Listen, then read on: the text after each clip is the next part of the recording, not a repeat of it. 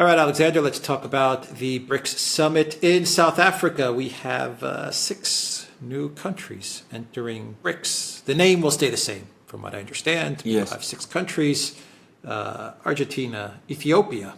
That was a surprise. Ethiopia, Egypt, UAE, Saudi Arabia, and Iran.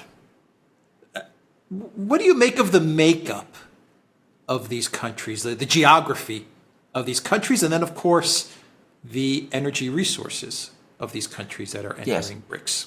Yeah, there's been some trading off between the various BRICS states. So the Chinese wanted to expand BRICS.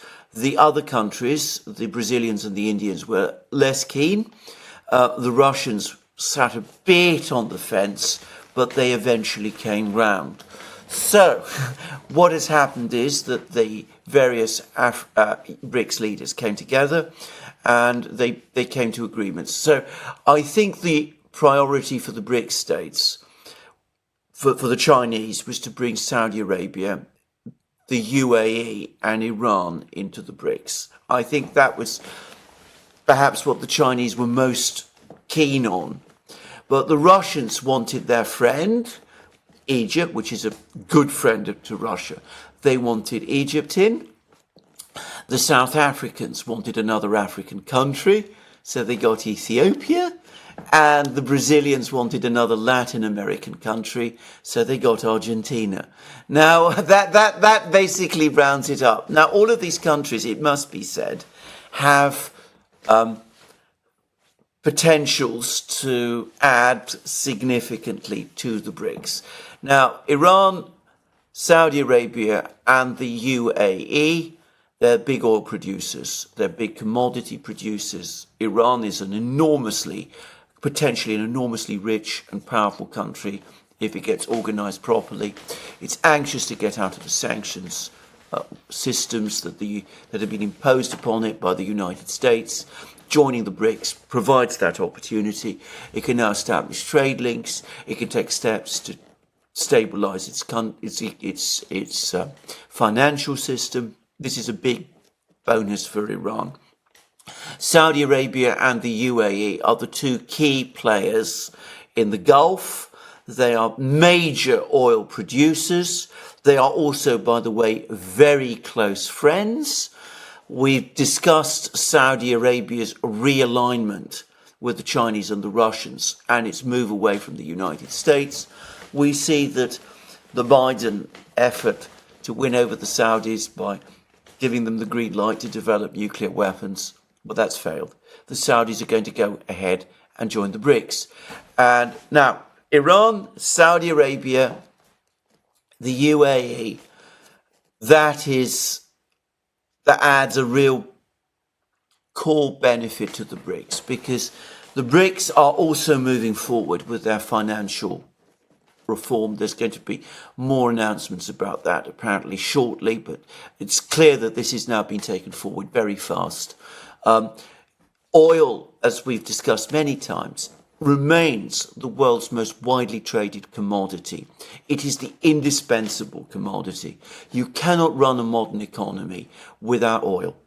And with all of the major oil exporters now joining the BRICS, Russia, Saudi Arabia, the UAE and Iran, the BRICS are now very strategically placed to back their new financial system with oil, and say, that if you trade in this if you trade in oil, you can do it through our financial system.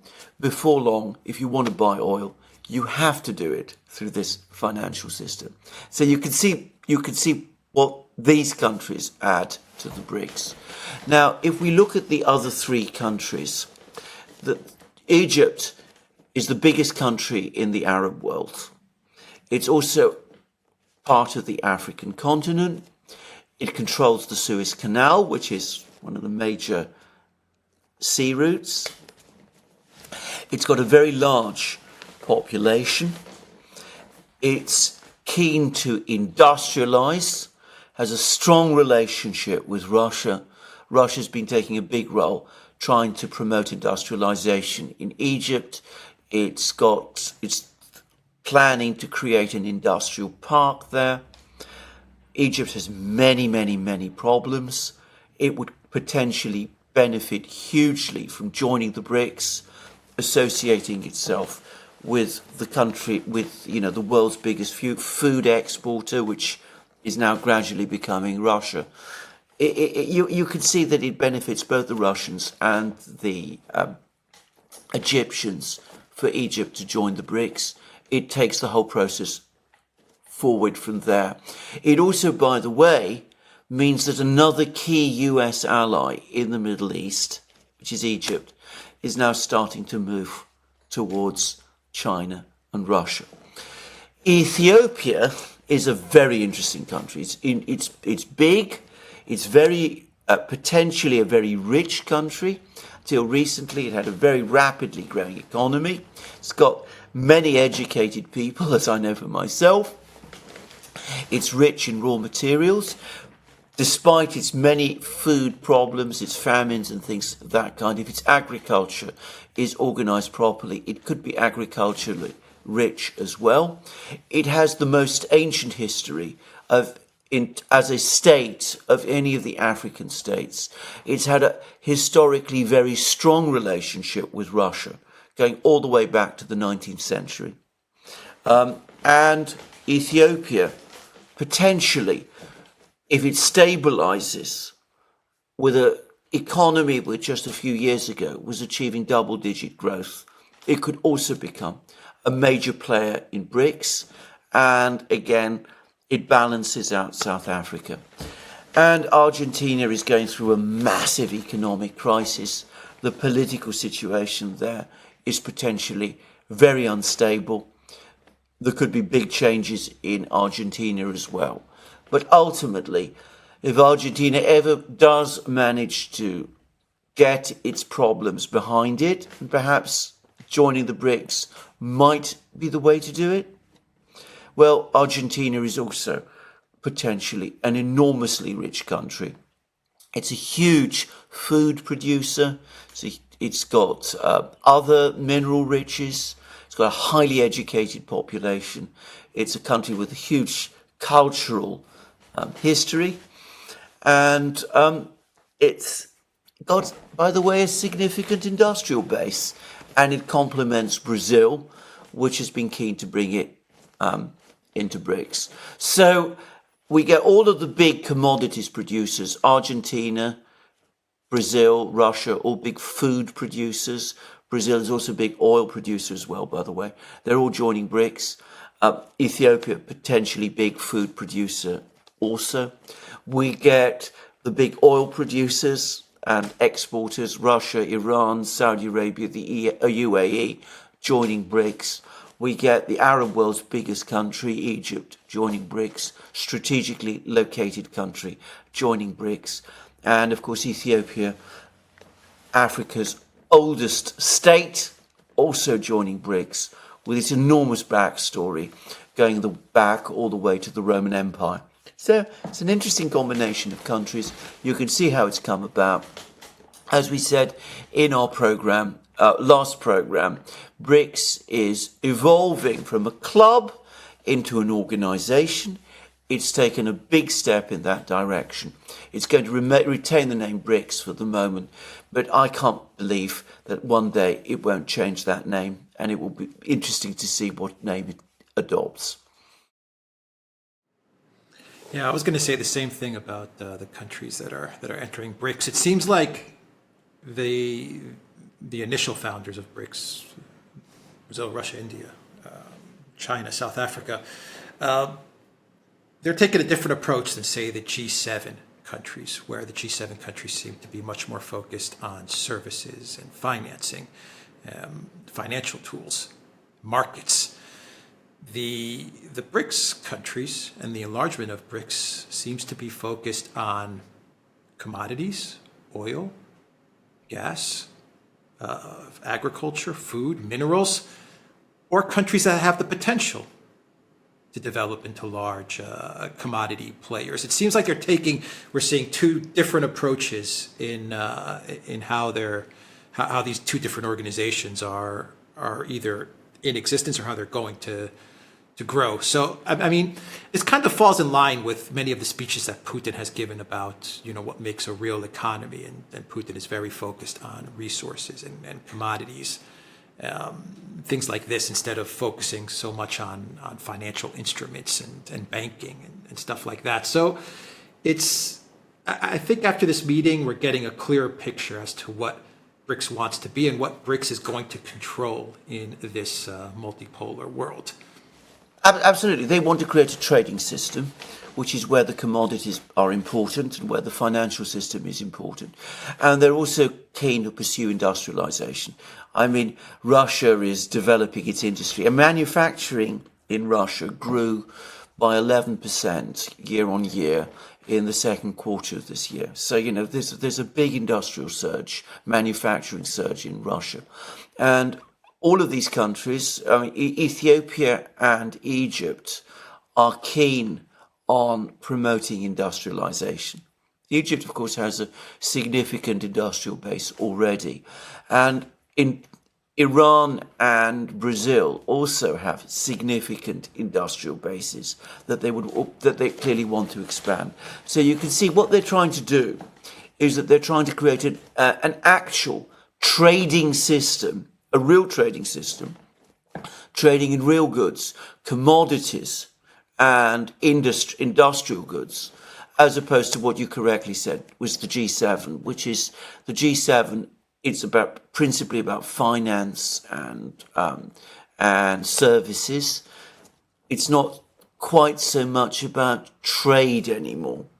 So it's an industrial commodities-based bloc, the BRICS, versus a more services-oriented finance bloc, which is the G7.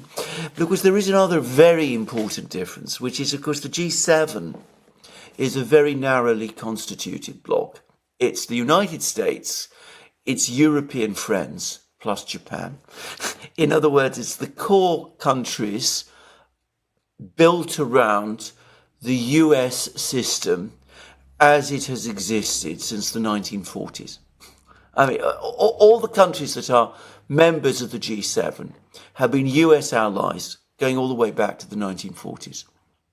BRICS, by contrast, is an expanding group.